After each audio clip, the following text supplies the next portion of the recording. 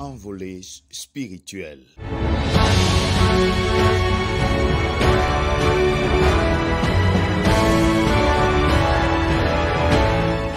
Shalom et bienvenue dans ce média alors que nous allons prendre cette nouvelle envolée spirituelle.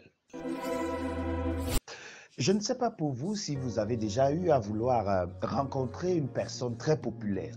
C'est très difficile. D'ailleurs, dans nos us et coutumes, avant de rencontrer quelqu'un de populaire, de puissant, une autorité, il est très souvent question de faire une demande d'audience, de prendre rendez-vous, afin que ce dernier puisse se libérer de quelques tâches qu'il a pour pouvoir vous rencontrer. Malheureusement, cela devient de plus en plus le cas avec des hommes dits de Dieu. Il n'est peut-être pas très facile de rencontrer son pasteur, son prêtre ou le leader spirituel pour quelque raison que ce soit. Bref, ça peut arriver. Bartimée, depuis quelque temps, essaye d'attirer l'attention de Jésus-Christ. Ce n'est pas très évident. Parce que Bartimée est aveugle et il ne peut pas voir ce qui se passe autour de lui. La vérité, c'est que Jésus étant un homme populaire, il se déplace pas tout seul, mais avec une foule de personnes. Ces personnes ne sont pas calmes, loin de là. Ces personnes font beaucoup de bruit, ces personnes crient des hosanna, des alléluia. Jésus-Christ est encadré par un protocole strict, celui-ci étant tenu par ses disciples. Et donc pour Bartimée, ce n'est pas très évident. Cependant, la Bible nous dit que lorsqu'il a essayé de crier, des gens ont voulu le faire taire.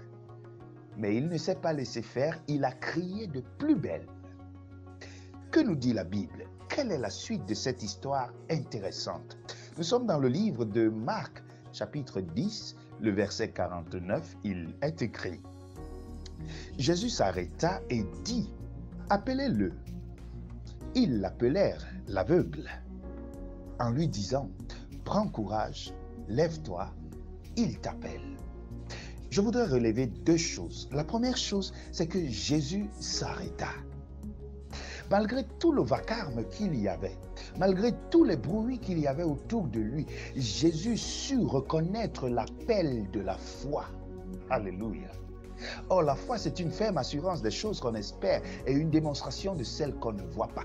Bartimée a exercé cette foi et au milieu de cette foule et de ce vacarme, Jésus a pu reconnaître sa voix. Je ne sais par quoi tu passes actuellement, mais une chose est sûre, Jésus saura reconnaître ta voix au milieu du vacarme qui t'entoure, c'est-à-dire au milieu des problèmes et des difficultés dont tu fais face aujourd'hui. La deuxième chose, c'est que ceux qui le méprisaient hier, ceux qui essayaient d'étouffer sa voix hier, ceux qui essayaient de l'empêcher d'appeler Jésus, sont ceux-là même aujourd'hui qui lui disent « Prends courage, lève-toi, il t'appelle. » Alléluia. Il n'y a que Dieu pour disposer tes ennemis en ta faveur. Il n'y a que Dieu qui pour permettre que tes obstacles d'aujourd'hui deviennent des tremplins qui puissent te faire accéder à la gloire glorieuse. L'aveugle est finalement conduit à Jésus par ceux qui, hier encore, le détestaient. L'aveugle est finalement conduit à Jésus par ceux qui, hier encore, voulaient le faire taire.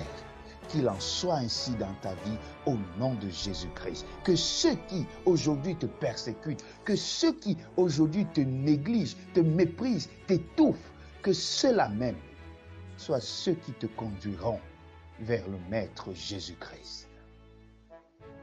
Alors il y a une seule chose à faire.